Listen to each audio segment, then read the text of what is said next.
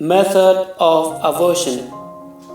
There are several methods of abortion. Number 1. The fetus is simply dragged out from the womb with forceps. Number 2. By ovulation, as in caesarean ovulation at later stages of pregnancy. Number 3. Injecting salt or glucose solutions into the womb. Number 4. By suction with a sort of a vacuum cleaning like device. And number 5. Abortion pills. Effects of abortion.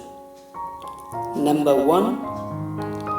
Women are made physical and psychologically for motherhood. In normal pregnancy, the body readies itself to nurture the new life.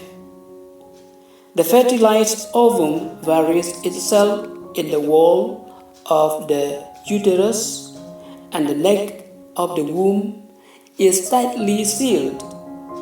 Abortion has to reverse all this carefully prepared process of nature. Number 2. There is a danger of sterility. Number 3.